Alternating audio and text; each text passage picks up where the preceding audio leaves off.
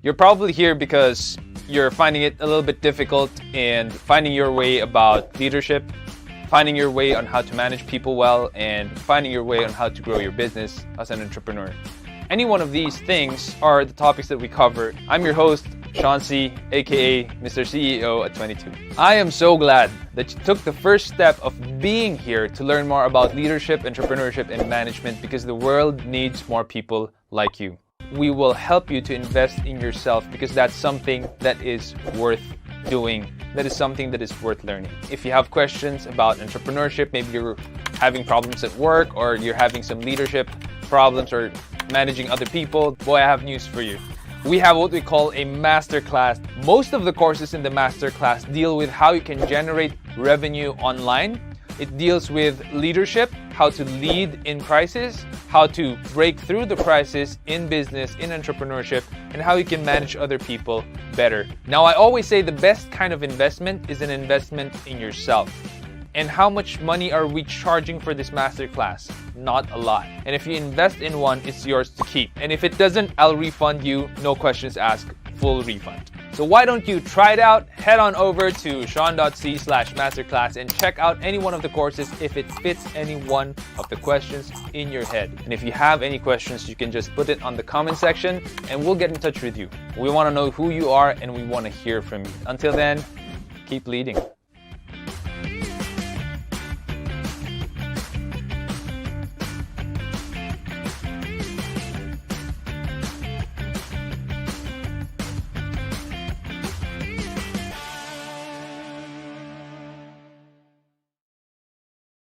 All right.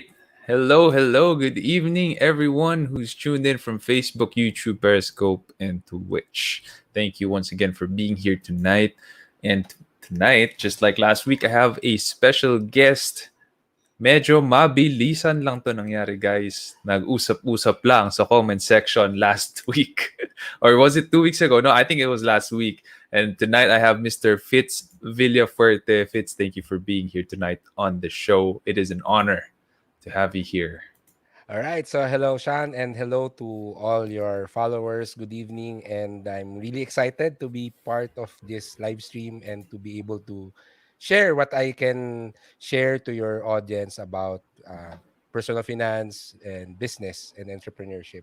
So I'm really excited. Thank you. And I'm looking forward to the questions of your audience.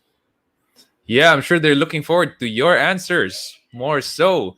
So, guys, do not forget, by the way, if you are tuned in here, we are on Discord. And if you have questions you want to ask Mr. Fitz, please tune in to the Discord channel. That's the rotating banner down there. You have the link there. Signing up is free, and then you can post your questions there, and we'll get to answering them. Mr. Fitz is an expert when it comes to finance, personal finance, stocks, at yung pagpapayaman. Magaling siya doon. No? So, ako naman, more of sa business lang po. So, pag leadership, management, those are questions I can answer. And if you haven't checked yet, we have new episodes in the podcast, in the Leadership Stack podcast. So just search Leadership on Spotify. We're right beside Mr. John C. Maxwell. If you search from here in the Philippines, and you can follow us on Spotify. This week, we were able to publish 3 episodes so far. One of them is how to create a vision statement for your business. I know for a lot of startups, it's a difficult thing. How do you craft a vision statement? How do you craft your mission statement? How do you not make it sound dorky? Right, so that's an episode that you might want to tune into. Then we have the 5 best investments for entrepreneurs. I'm not going to spoil you on that. You'd have to listen to the 10-minute episode. 10 minutes lang naman. You can finish that whether you're taking a bath, exercising, or driving, and you have Public Solving 101. What do you do when you hit an entrepreneurial wall? You might want to check that out as well. 19 minutes. Those are the 3 new episodes that we have for you. And if you missed last week's episode, yes, pinakinggan ko yung sarili ko kung ano yung mga pinagsasabi ko dyan. I talked about SEO tips to improve organic traffic, and that is an Ask Me Anything session, just like what we're doing now. It's a live session.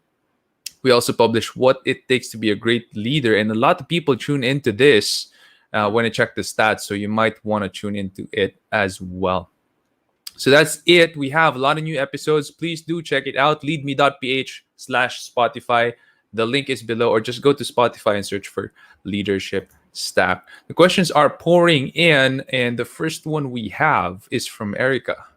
And Erica asks, what is, oh, very basic question, no? Before Mhm. everyone who doesn't know, thank you, Erica, for this question. What is financial planning? Ano nga ba yan? Well, financial planning is similar to business planning. A lot of people they ask me how to save money, how to invest, how to avoid a scam, etc. So if you are going to give those tasks an umbrella term, it's called financial planning, which is basically planning for how you will use, how you will protect, how you will grow your money. So that's basically what financial planning is. It's not as popular as investing in the mindset of Filipinos, but I think it's really important to understand the foundations of financial planning to be able to manage your money well. Galing. You know, a lot of people actually need to know what that is because, you know, we have all of these financial gurus and they haven't even laid out what financial planning is by definition. And we have a follow up question from Erica. What are the common mistakes when it comes to financial planning? Well, a lot of people, when they think about financial planning, they immediately go to investing. How do I grow my money? So that's a common mistake because when it comes to financial planning, you really need to first define your financial goals. A lot of people, they believe that the goal for their money is to grow it. I believe that your goal for your money is to be able to afford the dreams that you have for your family, for yourself, the things that you want to do with your life. So that's really the use of money. And when it comes to financial planning, you really need to have that goal first before you are able to come up with a strategy, with a plan on how you will be able to achieve those goals. It's like going to a particular place. You cannot reach a destination if you don't define where do you want to go. When people ask me what's the best investment, it's just like asking me what's the best vehicle to take, but I have to know where do you want to go. If you're just planning to go to the sari sari store around the corner, I will not tell you to take your car. You can just walk. So financial planning is like that. You have to define where you want to go so that you will have the right vehicle to that will bring you to that destination. And that's the common mistake that I observe when it comes to financial planning. Everyone's just so focused on growing their money, but they don't ask why they want to grow their money. What is it for? So that's the most common mistake that I observe. I think one of the most common mistakes that I know is they're planning to buy the next iPhone. No, Well, but for me, nothing wrong with that as long as it is within your budget. So I think that's a common misconception when it comes to financial planning. We Filipinos have that mindset that it's wrong to go to Starbucks and have expensive coffee. It's wrong to buy luxuries or gadgets for you. But as a financial planner, my goal is for you to be able to afford both the things that you need and the things that you want. Of course, the priority is to first have the things that you need, but there's nothing wrong with buying the things that you want as long as you don't compromise your finances and don't waste your money on things that are not necessary for your life. No. is this question coming from me, stemming from that answer? Is there like a percentage of a budget when you finally say, "Oh, you're overstepping it or you're spending too much"? What would be that indicator? Well, I always believe that personal finance is personal. There are a lot of gurus out there that give out that give out percentages like 10% savings, 20% for your wants, etc. Those are good starting points, but at the end of the day, it is only you who can dictate what is the allocation of how do you allocate your income when it comes to your needs, to your wants, and for me, as long as you are able to pay for your necessary expenses, then it's okay to spend what's left with luxuries or the things that you want. Of course, one of the necessities that everyone has is to prepare for the future. So I would say that it's important to prioritize first your present needs, then at least 10 to 20% of uh, your income towards your future needs, which means investing and saving it. And then what's left, you can freely spend it however you want. Got it. That's good. That's a good answer. Shout out to Miss Ana Amoroso watching all the way from Netherlands. Thank you. Dalin mo naman kami dyan. No? But thank you for tuning in, and I hope you're learning so far. Another question from Erica. How can I save money with my low income? Wow. All right. Okay. Good Yeah. question. Saving money on a low income is always a question that people ask me. What I tell them is you can start with just tracking your expenses, because sometimes we don't know where our money is going. So tracking your expenses will give you a great view of how you spend it. And then by knowing exactly where your money goes, you can definitely see what are the expenses that you can eliminate or minimize. Of course, after tracking your expenses and studying your spending, um, let's assume that there's really nothing else, that no area where you can save. Then you have to go to the other side of your cash flow. Of course, a cash flow is not just our expenses, but it also involves our income. So if the money that you're earning is just exact when it comes to your necessary expenses, then go to the other side of the equation and find extra income. Find ways where you can earn extra money on the side. We all have free time, so it's all about making sure that we are productive during our free time. Even if you're a full-time employee, of course, there are things that we can do at the end of the day or during weekends, which can help us create more cash flow for us. So study first your expenses, eliminate the unnecessary ones. If it's still not enough, you try to earn extra income, find ways where you can earn extra income. Especially today, there are a lot of opportunities online, and there are a lot of simple ways that you can do to get yourself some extra cash these days. All right. Sabi nga ni good friend of mine, Carlo Ople, with his project 7 to 1, Yes, 7 p.m. to 1 a.m., build your dreams. So that's right. that's also how I did it when I was working in Hewlett Packard. After I graduated, yung working hours ko after noon, I stayed in the office.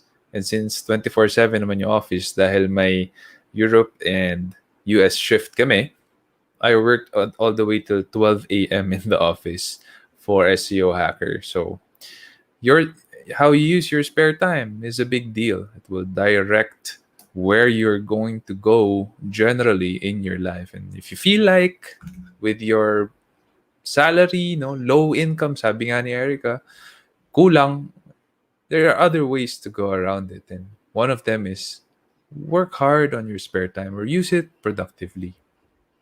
That's I'm right. gonna And okay, go ahead. yeah, I also believe that having a job, which is linear income, that will definitely give you financial security. But you have to be an entrepreneur. You have to work on building something so that you can earn variable income, which is the source of financial freedom. That's what I also believe. I agree with Carlo Ople. His project is really a great way to teach the entrepreneurial mindset among Filipinos. All right. We have a question from Patrick. Patrick, thanks again for tuning in. Why do Filipinos have a hard time saving and budgeting? Nako. Nako. And Well, this is related to my podcast. My podcast is entitled The 80%, which is inspired by what Dave Ramsey said. he says that financial success is 80% behavior and 20% head knowledge. A lot of Filipinos, they just focus on the 20%. They know that it's important to save. They know that it's important to track their expenses, to spend less than what they're earning, and it's important to create a budget. But they fail to study the 80%, which is really developing a daily habit that will help you achieve your goals. A lot of Filipinos have a hard time saving and budgeting because they focus too much on the goal of having savings. They focus too much on creating a budget, but they don't really give time to asking themselves, why do I want to do this? Because having a good why, or knowing or reminding yourself the reason why you need to take care of your finances, is a good motivation, a great motivation into having the patience and the persistence into building your money management skills. One reason also that why Filipinos fail is because they don't save for a goal. So again, having a goal is very helpful when you're trying to manage your finances. A lot of people, they just know that I need to save money, but you have to ask yourself, why do you need to save money? One of the studies that have shown is that when you're walking in a mall and you see a sale, so you'll be tempted na, uy, bibili ako ng bagong sapatos, there's a sale. But you also have to remind yourself na kailangan kong magtipid.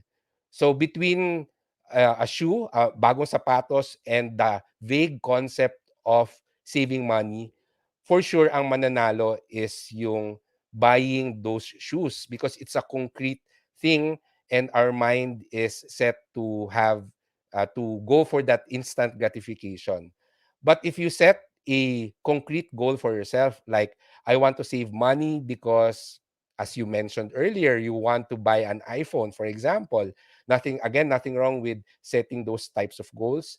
Now, when you're walking through the mall and you see a sale na, uy, may sale ng sapatos, but you also know that you're trying to save for a new phone, for an iPhone, you just have to ask yourself, which is more important for you? Saving money so that you can buy that iPhone, or buying those new shoes? At the end of the day, there's really nothing, there's no right or wrong answer here.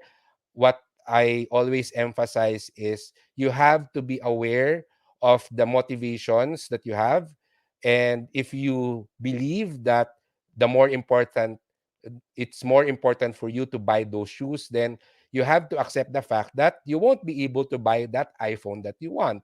So it's all about being aware of our decisions, creating systems and processes in how we live our life so that we can build that 80% behavior, that 80% mindset that we need to achieve financial success. So I think that's what's really missing among Filipinos. We just tell ourselves that it's important to do this and that, but we don't spend that much time into studying the why, the reason why we want to do that, and the how. How do we achieve those goals?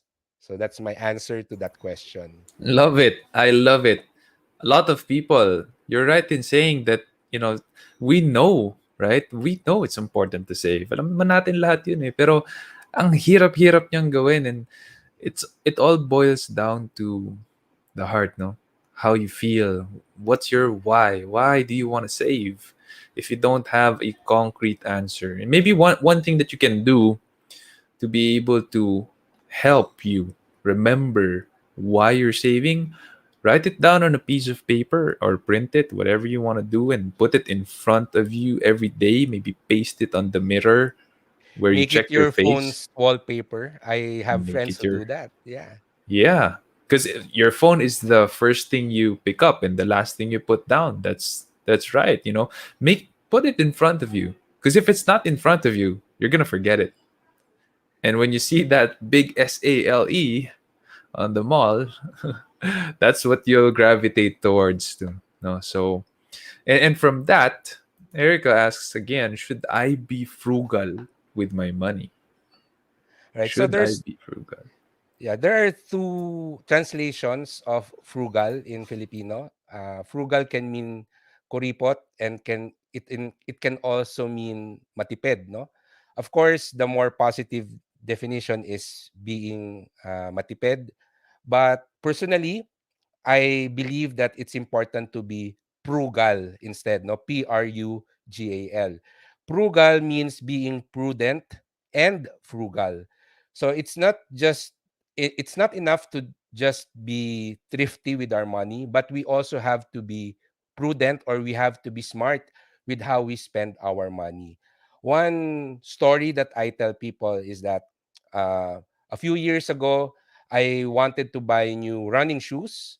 So of course, I saw cheap running shoes, and if you're a frugal person, that would be a good choice because it's an affordable choice, an affordable running shoes. However, I did not consider how durable it will be. So after less than a year, the running shoes nasira na, and I have to buy a new one. So the next purchase that I did, I researched more on the durability of different brands.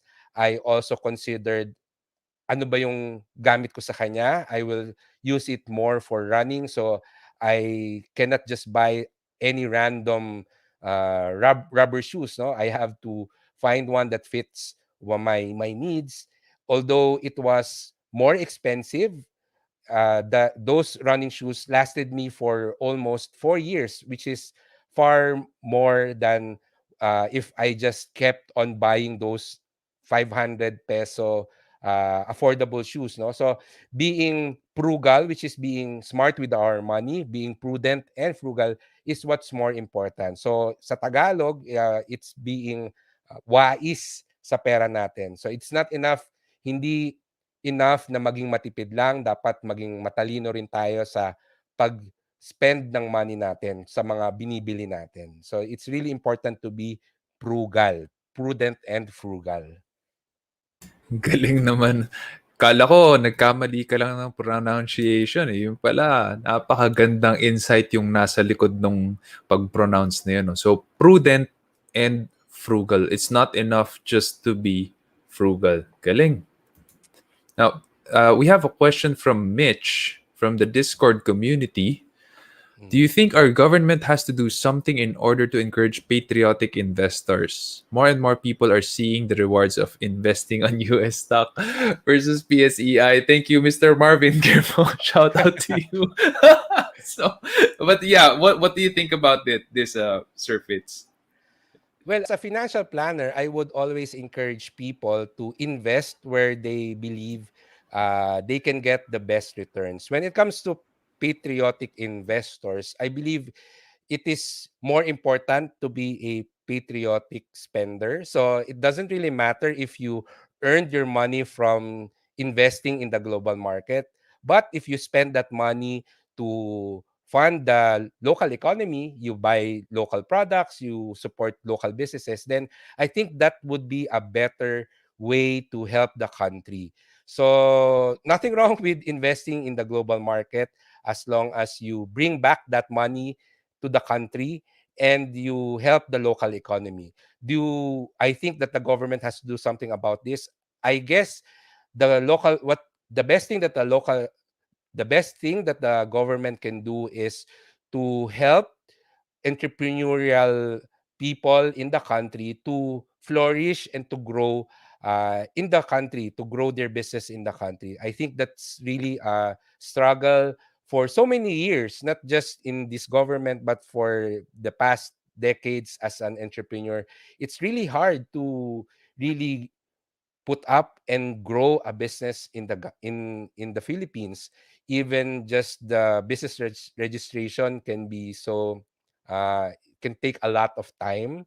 So I guess that's the best area where the government can help us to encourage more local businesses, to make it easier for Filipinos to be entrepreneurial. So that's my answer to this. Galing. You know, that's funny. Earlier this morning, I was trying to open a company in Delaware, in the US. and it's so easy. And the reason why I'm trying to open is not because I'm gonna start a company there, but I need to use the payment gateway Stripe, and they're not yet here in the Philippines. I'm guessing it's because of red tape in the banking system or somewhere out there. I don't know, but one big reason is one big reason for me to open up a company or a corporation in Delaware is to be able to use Stripe as a payment gateway, because that's the only payment gateway available to the webinar platform that I'm about to use this year. So it's so easy, and it costs like $500, like 25K to open up a company or corporation. Super easy. So I completely agree with you. It's becoming easier, I think, like the SEC online registration and the DTI online registration. But I think maybe if the pandemic did not hit, they wouldn't prioritize it that well. So baka medyo mabagal pa rin. So good stuff that came out of the pandemic, maybe that it made it the government made it easier, no? That's right. We have Miss Meg Suzuki on the show. Hello, She Meg. says, "Good evening." Yeah, There you go. Um, we have another question from Mitch. What are the pros and cons of working as a creative employee in a digital ad agency versus working as a freelancer? VA for a coach or social media manager, what do you think are the motivations of those who choose one over the other? Asking from a point of view of a career shifter who had been an employee in a BPO for more than 10 years. Wow. If it's the same BPO, props to you. You're a rare breed. that's right. That's right. Well, I would like to answer this question in the sense that is it better to be an employee or to be a freelancer? And I believe that it really depends on your preference. Find the option where you feel where you will have the most self-fulfillment, where you feel that you can grow better as a person. When it comes to being an employee, of course, there are one of the advantages of being an employee is you have an access to a network because you have your office mates, you have your bosses, you have your clients, etc. And you also have the opportunity to learn. It really depends on the ad agency, but of course, your company will usually provide trainings. Your company will usually send you out to events, conventions, conferences where there is an opportunity to learn a lot. When you are working as a freelancer, you are more self-directed. So if you're the type of person who wants to be independent when it comes to directing your career, then it would be that's an advantage of being a freelancer. And of course, being a freelancer is the first step towards becoming a solopreneur and then being an entrepreneur. I've met a lot of freelancers who, after working for a couple of years, they eventually put up their own agency. So they're now managing their own set or roster of freelancers and they are running the business. If I will choose, I would tell them to work as an employee first in a digital ad agency because it's a great experience to see how an agency works. And then if you feel that you want to put up your own agency or you want to become a freelancer, then that's the time that you go towards that path. Uh, there's really some value in working as an employee. I myself remember there are a lot of lessons that I've learned that I still apply today that I learned when I was still working as an engineer in an office. So those are really valuable things that you can take if ever you go to becoming a business owner. So that's my answer to that question. Completely agree with Fitz that you have to first get as much as you can and learn as much as you can before starting out on your own, because starting out on your own is not as easy as it looks and sounds, especially with the glorified startup scene that we have all over the world right now. Na, no, follow your heart with passion, go do your own thing. It's not as easy as it looks, and I know a lot of people who have been burned and nawala na sila ng gana, or they're now fearful or afraid to do it again because they jumped before the ship was there to catch them, and so they hit the mud. And it's difficult that way. So get as much as you can and choose your leaders. Go to a company where the leadership is really good. Because whatever it is that you plan to start up someday, if you know leadership well, if you're able to practice it well, I believe that increases your chances of success by 1,000-fold. So those are some of the pieces of advice that I'm gonna give you. It's not a matter of pros and cons. It's difficult to just say here are the pros, here are the cons. There's a lot of going ons in between that you have to also consider. So I hope that helps. And Erica is asking, are there some best tools out there to help us keep track of our money? Well, again, personal finance is personal. Use whatever tool that really helps you and inspires you to track your money. I started tracking my expenses, tracking my cash flow, um, when there are still no apps that you can use. So I started with pen and paper, and then graduated to using Excel, which I eventually found uh, as the best tool for me. So even if there are already a lot of apps, a lot of software out there, I still use my Excel file to track my expenses. So use whatever is convenient and easy for you. One thing that I would tell you is that tracking your money at first will be very tedious. When I was just starting out with using Excel, it would take me around an hour and a half to just allocate my budget for the week. But I just became persistent and patient with it. Right now, after more than a decade of doing it, I can easily develop my budget for the whole week in about 5 minutes, and I am able to uh, analyze my cash flow for the past month in just about 10-15 minutes. So it becomes easier, it becomes faster the more you do it. It will be a challenge at first to find the best app or the best tool or the best software to use, but it's you can also consider it as a challenge, or it's also a learning experience for you. So once you are able to find that tool, that app, that software that you feel that you can run away with, then go ahead and just be persistent with it. At the end of the day, whatever you choose, what's important is that you do it and make it a habit and make it part of your life. I cannot agree more with that. It's not about the tool, it's about how disciplined you are in keeping track of your money. Um, Personally, I'm horrible at keeping track of my money. So my wife actually helps me out a lot. And she just uses a free app to do it. I think the name is Spending Tracker. I'm not promoting them. I'm not an affiliate. I don't know who they are, but it's a free tool.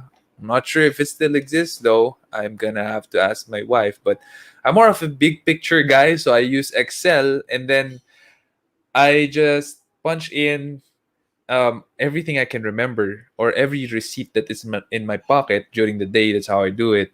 I think getting the receipts make it easier, but not a lot of people have the patience to wait for the receipt sometimes. So you'd have to put in a little bit more patience in work if you want to really keep track of your money.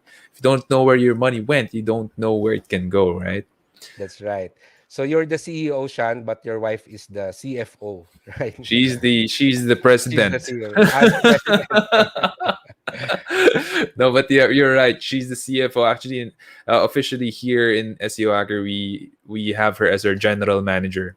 She's really good Oh. with relationships and just getting in touch with people, which I am horrible at. I'm really not that great when it comes to being a people person, and I'm more of a task oriented guy. It's Uh-huh. funny because if I have people who produce great work, it's so easy to make me happy. Mm, But if there are people who do not or who forgets to do things, I come off as a very hard leader for them. So mm. pros and cons. Thank God for my wife. She balances me out by a lot. We have Anna, who is from the Netherlands. Anna, I'm gonna have to ask you to ask this question on the Discord channel, or you can join later because that's where we answer questions. But it is a very interesting question that she asked. I am on the stock market in crypto, and I'm planning to open a small business later. So nauna si stock at crypto before the business, no? Mas smart po ba that I use the money for business or better to use it to add on my portfolio? All right. So this is a classic question when it comes to financial planning. Which is the better option? So again, I would ask Anna to ask herself, what do you really want to do? And just based on your question, it seems that you really want to start that business to become an entrepreneur. So I would say that you can definitely use the money to start your business. Of course, when it comes to our planning for our retirement, which is very important, I tell people that investing in the stock market, in mutual funds, or even in crypto, these are investments that give you capital appreciation. So they just grow your money. But when you reach your retirement and you stop uh, your cash flow, you stop working, your expenses would need to be addressed. And having a source of income, not just your pension, but other sources of income would really help. So I am an entrepreneur by heart. I advocate for having multiple sources of income. So I would say that you're actually on the right track, Anna, by being aware that it's important to put up your own business so that you can create your own cash flow. But of course, it's important to plan your business well. It's one of the common mistakes that I see with people who start their business is don't have enough capital. They don't have enough capital when they start their business. So again, the importance of having a business plan so that you know exactly how much capital you need. So if you find yourself lacking capital, you can definitely use investments to be able to reach the money that you need to be able to finally start up your business. So for you, Anna, I would say start that business because I'm feeling that that's what you actually want. That is really 100% correct. And if I can't add a lot to that. Basically, what I could say is if you can project how much your small business is or can make on a monthly basis, and then banggain mo yun, or you have to try and measure it up against what you're making with the stock market and crypto. The good thing about business is a lot more controlled by you. With the stock Exactly. market and crypto is a lot less controlled. I'm not saying you can control the business 100% because there's still the economy, your customers, your marketing, and all of these other factors, but it's a lot more controlled by you, which is a big advantage if you have a huge amount of discipline with yourself. But it's a big disadvantage if you don't have a lot of discipline. Just stick to the stock market and crypto. So it depends on a lot of factors. But how I see it, whether I would invest more in my business or in the stock market and crypto, assuming that you already have that business running, no, which right now you don't. But if you do have that business running, and this is how I decide, should I pour in more in the stock market and crypto or in my business? If that money can generate a lot more income if I inject it into the business, I'm gonna inject it into the business. Otherwise, it's gonna go to other investments. That's So right. I hope we agree. answered that, Anna. I'm gonna pick a question from Patrick. Can you give us practical tips that will help an employee with budgeting and investing? All right. So the very first thing that you need to do is to really track your expenses. You can just use pen and paper or an Excel file. It's really important to check if you are spending less than what you're earning. So that's really the very first thing that I advise people. You have to really set it as a habit. So what would help is to really allocate a time in your day where you do it. For example, right after dinner, that would be a great time to track your spending for the day and just do that for a month or two. And the next step will usually appear in front of you. You will really see, oh, I'm spending too much on this. I can probably cancel this subscription, because you realize that you're paying for this and you're not really using it that much. So once you start tracking your expenses, the next step on how you can save money and improve your budget will appear in front of you. So that's really the most practical way to go about this. When it comes to investing, one of the things that I tell people is, before you invest, before you grow your money, you have to ensure that you have financial protection. A lot of people are excited to invest and grow their money, but it's important to save and build your emergency fund first. If you're a breadwinner, you should secure an insurance policy so that your family will be financially protected when, if ever something bad happens to you. So those are things that you should prioritize before you even think about investing. Having enough financial protection. And the most basic financial protection that we can have is building an emergency fund, which again goes back to our budgeting and saving habit. You will not be able to save or build your emergency fund if you don't have the habit of saving. It will be hard to save money if you don't know how to budget your income. And to budget your income, you have to first start with tracking your expenses. So the most practical tip that I can give you is just know where your money is going, track your expenses, and it will all go forward from there. Galing. I completely agree, by the way. Completely agree. Even as a marketer, how I do my craft, I benchmark where the client is. Where are you now? Where's your traffic coming from? How many eyeballs do you have on certain pages? Before we do any planning after that, we have to first figure that entire map out, right? When you look at a map in the mall and there's a certain place you want to get to, you're not gonna be able to get there if you don't know where you are in the map. Kaya napaka-important hanapin muna yung you are here. You have to look for where you are first before you can realize, oh, this is the route I have to take to get to where I'm going. So that's exactly what Fitz is trying to say. First, figure out where you are, what's happening with your money. Then you can figure out where you want to go. That's Uh, right. we have a question from MJ. Being financially fit takes time. Yes, it does. What do you think are the small and easy steps an employee could do to be on the right path of becoming financially fit?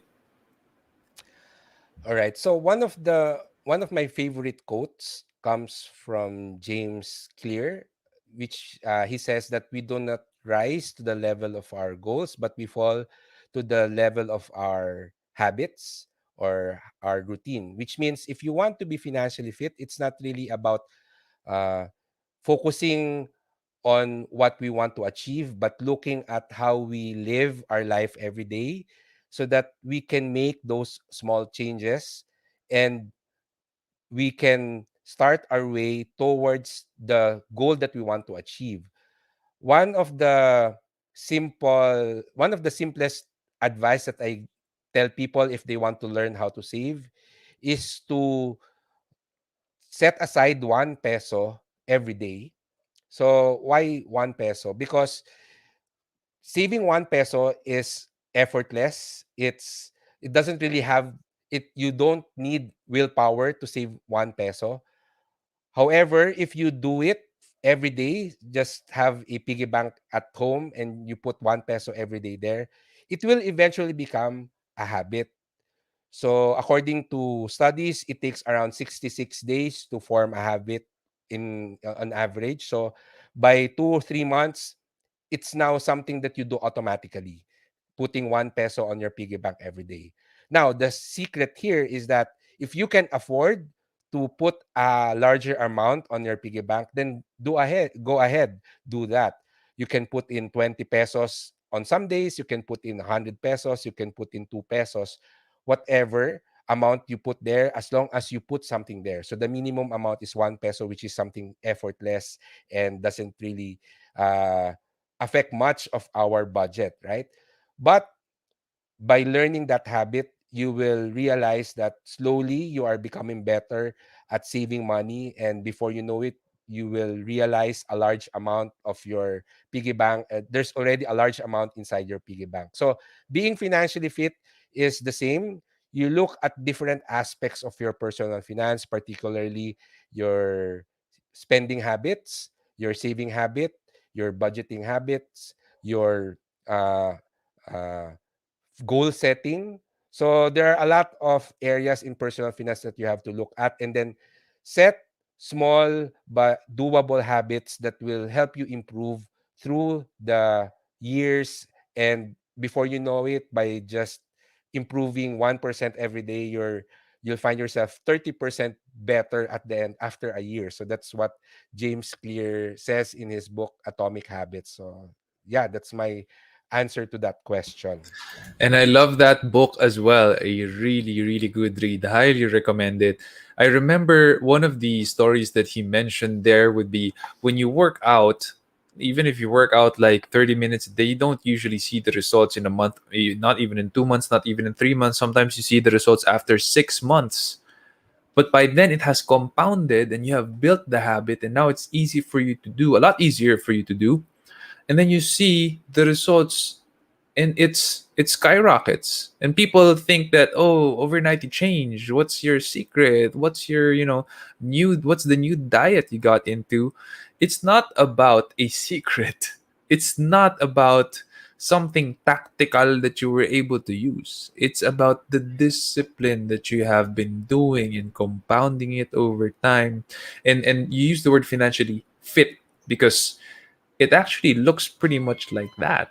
If you've ever tried dieting and exercising like I did, um, mukhang di naman gumagana sa akin, no? Pero, if you've ever tried it, the results don't show after a quarter. It shows after 6 months onwards. And then people start to ask you bigla na, anong ginawa mo? Anong ginawa mo? What did you do to get there? And they think that you did it in 3 months or less, but it's a lot of hard work. And I always say, don't ask how a sausage is made when you're eating one because you wouldn't like to know. And a lot of failure goes into success. A lot of mistakes goes into success. A lot of hard work goes into success. And if you don't want to hear those words, then don't ask how do you become successful.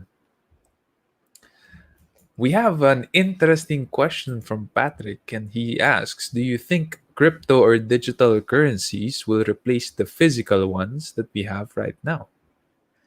Well, that's hard to answer. But for me, I don't think it will replace, but I believe that crypto and digital currencies will be part of the mainstream way that we do uh, commerce in the future. And in fact, this is what the people who are hodling, that's their term, HODL, hodling cryptos, believe. They believe that that cryptos and digital currencies will become will replace the physical currencies. And if you can read through the Reddit threads that discuss this, then they actually make good points. But personally, I believe that it won't replace the physical currencies, but it will become part of our commerce. So that's my answer to this. It's so interesting that you use the word, Patrick, no, na physical currency. If you read the book Elon Musk, which is a biography of the guy Elon Musk, he mentioned there that the founding of PayPal actually came from one big idea. And that idea is money is low bandwidth. Money is low bandwidth. Bandwidth is your internet bandwidth. 1 megabyte, 2 megabyte, meron tayo sa Pilipinas, But money is low bandwidth. And what that implies is how many times a day do you actually hold the physical paper money? Not a lot, especially nowadays during the pandemic. How many times a day do you hold that versus the transactions you make on Grab, on Lazada, that are completely digital. So currency is a lot less physical now. It's mostly digital. It's mostly bits and bytes. And money is low bandwidth. PayPal was founded years and years ago and was sold to eBay years and years ago. And that's the start of the digital currency. But it's now being transformed into something what we call the cryptocurrency. So digital currency has been around for quite some time already, but the cryptocurrency, which uses the blockchain technology, that's pretty much new one. And if you're asking, will it replace the physical currencies? I personally, I believe that there's a high chance that it would, but someday we don't know how when that someday is. If it's near or far, we just don't know. But there are a lot of regulations that has to come in between before we finally embrace that as an official currency. With that, I'm gonna go ahead and follow up with his question. What is your take on Bitcoin? Well, I'm one of those people who believe that it will continue to go up as more people get interested on cryptocurrencies. Of course, there's always a chance that Bitcoin will be the first cryptocurrency that will be widely accepted as a form of payment. But if you want to make money out of Bitcoin right now, the best way is to still trade it. I don't really believe that it's a good long term investment, but it is a good short term trade. And one warning that I give people is that try to avoid those cryptocurrency or Bitcoin investment mining opportunities because a lot of them, 99% of them, are scams. At this point in time, it's really hard to mine Bitcoin. You will need a lot of resources already. So some website asking you to invest or crowdfunding people's money to be able to mine Bitcoin, most probably those are scams. So be very careful. So if you really want to make money from Bitcoin, trade it, learn technical analysis, learn charting, go to threads where they discuss cryptocurrencies because that will really help you understand the market movements of Bitcoin, and you can make money from the move price movements of the cryptocurrency. So yeah, that's my take on Bitcoin.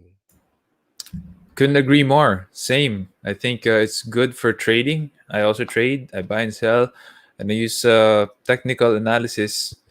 Who else taught me? I went into Marvin Germo's Stock Smarts. That's where I learned it all. Really, really good workshop. By I'm not getting anything from him by saying that. That's how good it is, by the way. So, do yourself a favor if you want to trade Bitcoin and any form of other stocks.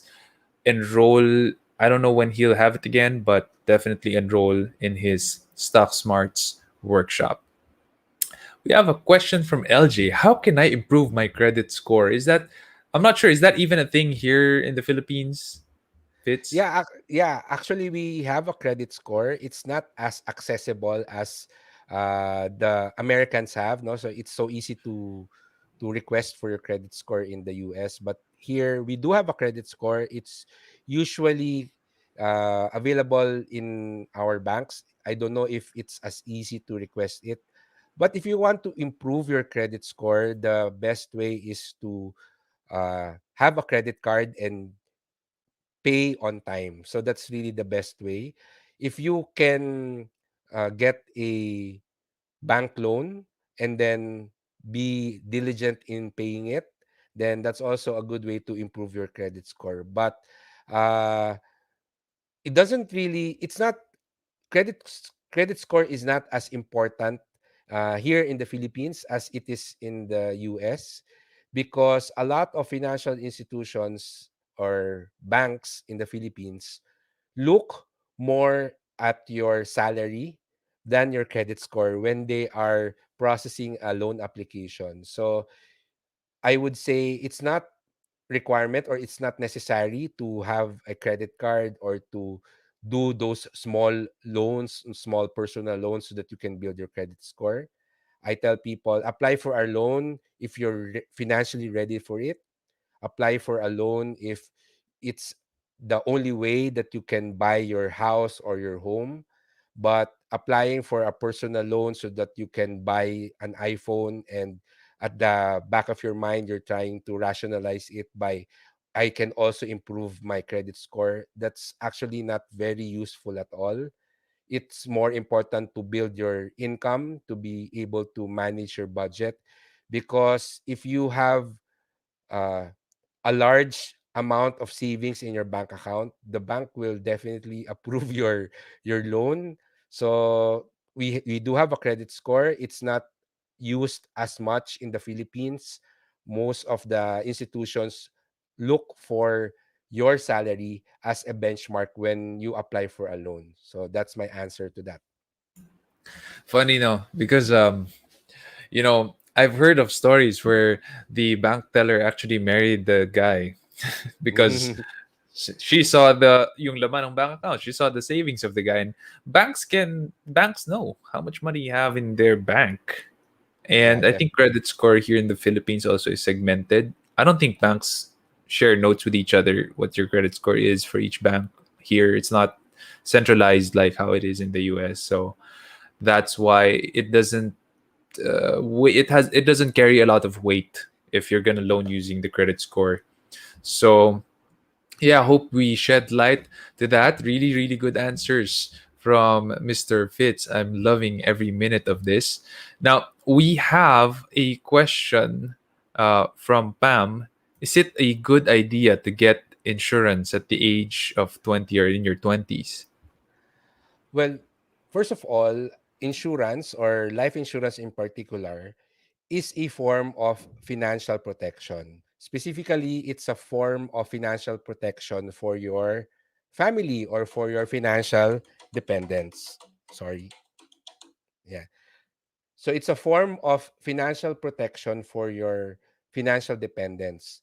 So the first question that you need to ask is, do you have financial dependents? Because if you don't have anyone who you support financially, then you don't probably need life insurance at all. It would be better to just start investing and growing your wealth. But if, for example, in your 20s, you have your brother whom you're uh, paying for college, or your parents failed to prepare for their retirement, so they're now financially dependent on you. So, as a breadwinner, then it's important to get insurance. I also tell people that if you are already engaged and you have plans of getting married within a year or two, then it would be also a good idea to get life insurance, because, of course, once you get married, you will probably start a family. Then you definitely have someone who will depend on you. You already have your child, or you already have your spouse who will be financially dependent. So it's a good time to buy life insurance once you are engaged. But if you're single, all the money that you earn is spent on yourself, then you might as well prepare for the future and just invest it. So it depends on your situation. Most of the 20-year-olds that I met are still single and still enjoying life. So I tell them, no, you don't need life insurance yet, but it's important to invest as early as possible. So that's my answer to that question.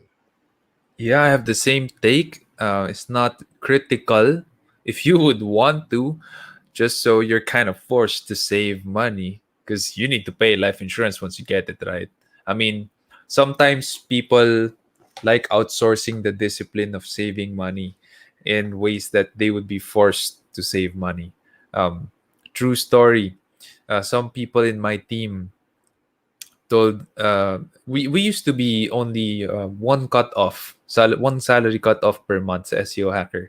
And why we did it that way, because it's hard for me and my brother to compute the salary every month. During that time, manual namin kino-compute, wala kaming automated system non.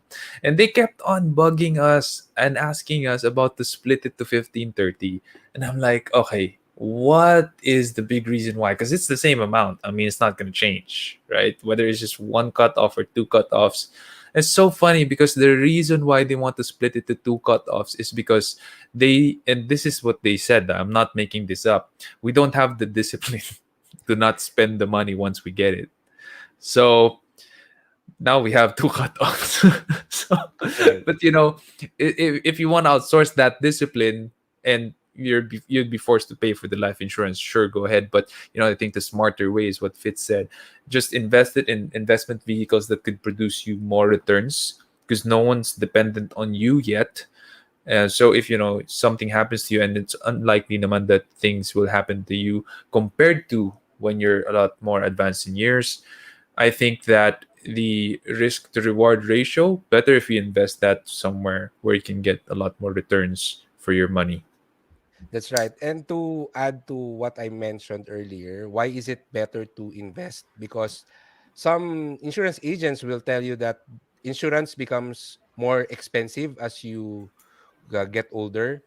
But from what I've studied, the rate of increase of premiums for life insurance would be around 4 to 5% per year. But if you can invest your money in something that goes more than that, then it would be smarter to just invest. For example, for the past 20 years, the stock market has grown for about 11 to 12% per annum. So if you don't have financial dependence, you might as well just invest in the stock market, growing your money at around 11 to 12%.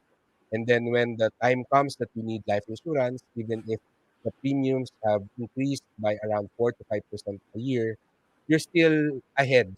You still have a profit when it comes to your wealth. That's right. Galing. Ngayon ko lang nalaman yun, 4 to 5% ang Yes. increase for For insurance this is per year. Yeah, this is for the 20s and 30s. Life insurance premiums go up drastically once you hit 40s and 50, the 40s and 50s. And it's actually not smart anymore to get life insurance when you're in your 60s anymore. Got it. Yeah. So definitely buy all that you can when you're 39. Just Yes, kidding. yes, yes. That's actually true. Talaga? Okay, okay. We'll take note. I'm 30, turning 33 this year, so I have a lot of time now. But if you guys are wondering how I did it, um I bought insurance from the Isle of Man. That's somewhere in Europe, I believe. And that's because the amount I'm insured for is huge versus what I paid in principal. Life insurance here in the Philippines, I found to be too expensive for my taste.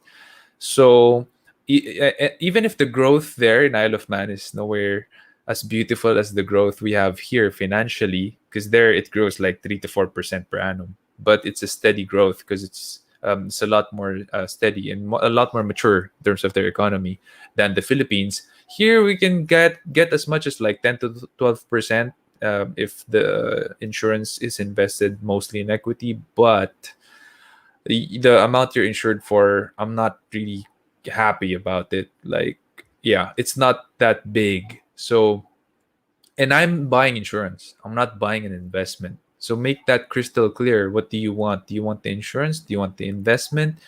Dito tayo nagkakatalo when it comes to knowledge. Because if you knew that there's a lot better payout in terms of being insured in another country, you'd probably go for that. But a lot of people don't know that, so they would, a lot of people just go for what we have here in the country. I'm gonna get burned by a lot of insurance companies here for saying that, but that's how I did it. You can do it however way you want. So yeah, Thank God I'm not paid endorser of any of those life insurance companies. So we have a question from Mitch. This is regarding Gallup strengths. What advice can you give to someone whose top five strengths fall under the relationship building domain? 4 out of 5, wow. And yet does not have strong networking relationship building skills due to lack of self confidence. Any advice on how they can build and sustain connections or trust with strangers or existing contacts? Familiar ka, Fits, with the Gallup Strengths Finder? Unfortunately, no, I'm not familiar with that. No problem. So basically, all Mitch is saying is her strengths as a person is mostly in the relationship building domain. What that means, Mitch, I'm not a certified Gallup coach, by the way, but I have gone through it numerous times because I do it for my team in SEO Hacker. Um, that those are the strengths you use to dealing with people, to communicating with others, to finishing your work. Those are the strengths you tap into. It doesn't mean you're better at them compared to other people. It doesn't mean that you're also the same yung least strengths mo. It doesn't mean you're weaker than other people in those areas. It just means that these are the strengths you tap into the most. So when you want something done, you use relationships. Now, in terms of your self confidence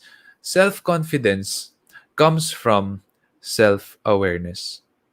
Okay, let me repeat that. Self confidence comes from self awareness. If you are not completely aware of who you are as a person, your weaknesses, the things you need to change about yourself, your strengths, what people love about you, if you're not aware of those, you will not be confident. It doesn't come from whether you don't like your physical shape or you don't like how you look in the mirror. It doesn't really come from that, because I know a lot of people who might not be what society would say is sexy or beautiful or handsome, but they're super duper confident because they're aware of who they are. They're aware of their weaknesses, they're aware of their strengths, they're even aware of how they look, they're even aware of how they dress, and they embrace that. That's where self-confidence come from. So how do you generate this awareness? Take time to pause 30 minutes a day, think about it. Who you are. Who do people say you are? What are the things that you struggle with? Ask people who know you the most, your family. Hey, what is it like living on the other side of me? What is it like living with me in the same roof? They'll tell you. And if you can accept that and do something about it, I guarantee your confidence will grow. Once that grows, now you can deal with people better. And usually how I open conversations naman in networking is are simple words like having a good time, or I don't say can I buy you a drink because obviously I'm married, right? So just ask some friendly questions. Are you having a good time, or um cool party or cool event, right? Or are you learning something new? Something like that. You just throw a question and they respond, and you just keep on asking questions. Is actually how I network. Much like how we're doing it now, where I throw the question to Fitz, he answers, I stem from that. That's pretty much how I do it. What's your take on this, Fitz? Well, I think she's asking how to build a strong networking, and how do you build relationships, sustain connection and trust with strangers. I think the best way to learn that is to do it. In today's times, I would say, especially during the pandemic, I got the most uh, connection from Facebook groups. I think she can ask herself, what are my passions, what are my interests, what are my hobbies, and then find forums, find Facebook groups where you can interact. So as simple as having a conversation on the comment section would be something that can be a learning experience. Uh, it doesn't really have to be connected with her profession or her business. Even if you are able to watch a movie and then you liked it, you can probably go to Reddit and find a Reddit thread that discusses that movie. So having this simple conversation will help you read other people better, help you how to interact with them better. So I would say do that. And if she's an iPhone user, I would say try to install Clubhouse. I find that very uh, good for the past week. No, a very good way to connect with other people. A lot of conversations are happening there, so that's an extra bonus for you. You'll be able to practice expressing your thoughts better in front of other strangers. So yeah, just go out and meet people, network people. If you're feeling, uh, if you're not feeling confident about yourself, you can just try and see that most of your worries are just in your head. There are a lot of people who are excited and willing to hear about your stories, about your thoughts. So, yeah, that's my take on that. Clubhouse, I've been hearing a lot about this app. Oh my goodness, I'm a Google phone user. I don't have an Oh, iPhone. I And think they're releasing Android by April. So, oh, yeah. thank God. I'm I'm looking so much to get into Clubhouse and see what all the buzz is about. I haven't tried it, but I've heard a lot of good things about it. I'm not really sure how it's much different from Discord, which is another voice platform, a voice community platform, but I guess it's because a lot of people are on Clubhouse. Oh, I'm wondering, and maybe you can answer this question: is what makes it so attractive now? Why are people going there? I guess it has a low barrier for entry. All you need is an invite. So, of course, the invites are is just one way for them to create some premium value for having an account there. But there are a lot of websites that offer their invites for free. So if you have an iOS device, you can definitely just sign up. So from my experience, someone just sent me a link. I clicked the link. I installed the app, and then once I open the app, I'm already inside there. I can already see all the clubhouse or the rooms that I can go into inside. Mhm, So unlike Discord, like you need to have that Discord link to be able to join the server, and then the user interface isn't as friendly. But mhm. I guess that's the reason why Clubhouse really took off. Once you're inside the app, it's just a matter of looking for a room of interest. For example, I am into podcasting, so I just search podcast, and I see all these people discussing about how to grow a podcast, how do you monetize a podcast, and just click the room and you're inside and you can hear people already talking. If you want to talk, you just have to raise your hands, and when the moderator acknowledges you, then you can just speak your mind. So it's really very easy to use, very intuitive. The interface is very intuitive. So, and there are a lot of interesting people there. I've actually a couple of days ago, I've found a room where I don't know if you know Guy Kawasaki. Yeah. He was doing an AMA there, and it was really an interesting. I spent around Wow. 2 hours just listening. So a lot of people are saying that Clubhouse is just like listening to a podcast because there's an option not to talk or not to interact at all, just listen to the conversation. So I know a lot of people are interchanging listening to podcast and also listening to Clubhouse conversation. So yeah, it's really very easy to use. That's why it's been catching a lot of attention these days. Sige nga, I'll try it out. When it's out, definitely I'll be there. Definitely I'll be there. And yeah, Guy Kawasaki, one of the most brilliant minds in our time. That's right. We have Miss Anna from the Netherlands. Awesome answer. Thank you. I can't believe I have that I believe that I have a strong business plan. I'll use the earnings to add on my crypto and stocks. I'm a bit addicted in investment. Oh, that's great. If you're not yet following Fitz, follow him on social media. And Marvin Gurm was also really good to follow because he's just doing crazy amount of content right now about stocks and crypto. So yeah, we have a lot of questions still unanswered. I am so sad about this, but I only asked for 8 to 9 p.m. and you guys know we're only online for 8 to 9 p.m. So unfortunately, I have to stop here. But if we do have a chance to answer that again someday, Marvin Guerrero is gonna be in the show. We're planning it April 1. Mhm. You're welcome to join again, Sir Fitz. If you can make it on April 1, that's medyo Holy Week pa ata, Thursday, yeah. but That's yeah, Monday, Thursday, I think. Yeah. Monday, Thursday. Got it. So we're not stopping unless you have a date. We're gonna be online here, and you're welcome to join. We'll try to answer some of the questions that we have here. Then, yeah. So don't miss that, guys. Marvin Guerrero on the show. That's a rare thing now, but always love it when he's here.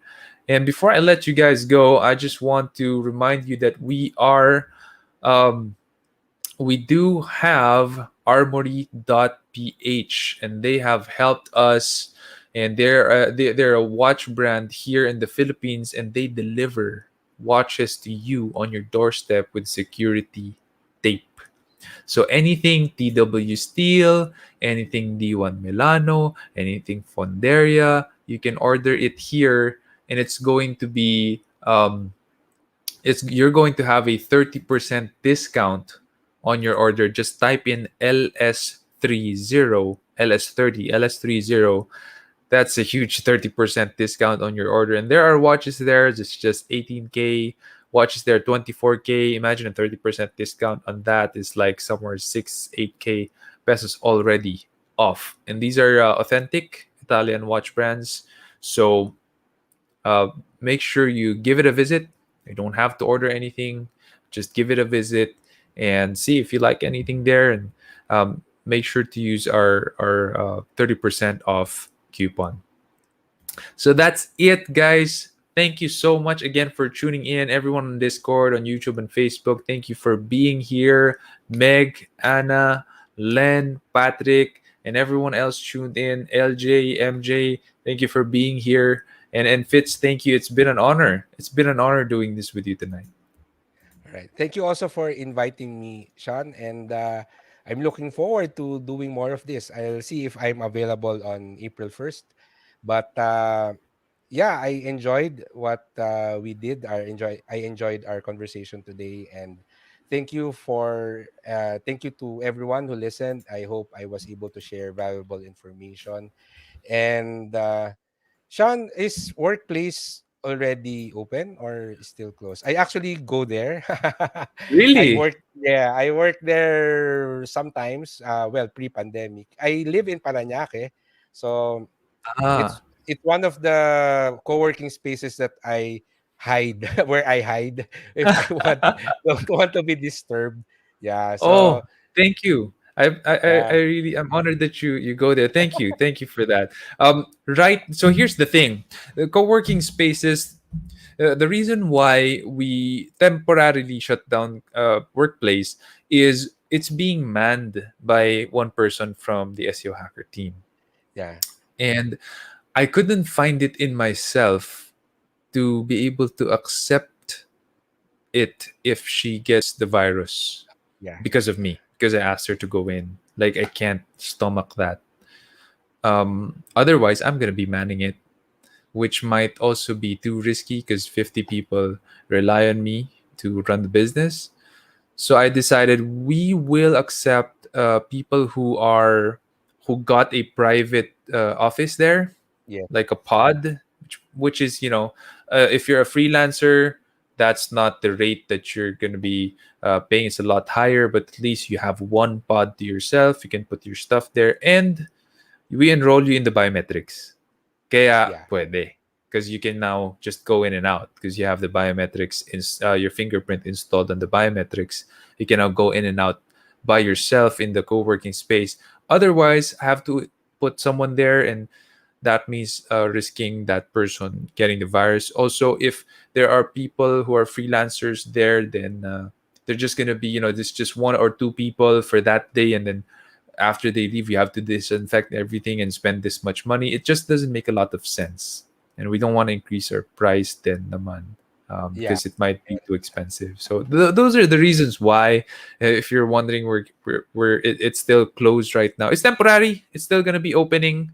once these, once we have herd immunity and things blow over, we're gonna open it again, definitely. I mean, my office is right beside it. That's literally where I work. Yeah, So I'll message you if I'm going there in the future. Yeah. yeah, let me know. Let me know. And guys, the 80% podcast by Fitz Villafuerte. Here it is. If you want to learn more about personal finance, you want to learn more about um, the 10 money smart tips for single people. This is interesting. So just check it out. Over 100 episodes have been published here, and the episodes are from 6 minutes to an hour long. So that's a varying degree of length there. But yeah, I'm not gonna spoil anything for you guys. It's Just tune it. basically a solo cast, so it's just me. But every now and then I have guests. So the episodes where it runs for more than 30 minutes, I probably have a guest there. No, but most of the time it's just me talking and sharing some of the tips that I have for you to be able to strengthen or learn that 80%, that which is having that behavior and the mindset to be able to succeed financially. Yeah. Got it. Ang galing nito. Follow your heart, but take your brain with you. Yeah, Definitely that's agree 100%. So that's it, guys. Thank you so much, Fitz. Thank you so much, everyone. Again, this is Leadership Stack live every Thursday at 8 p.m., and we will see you next week.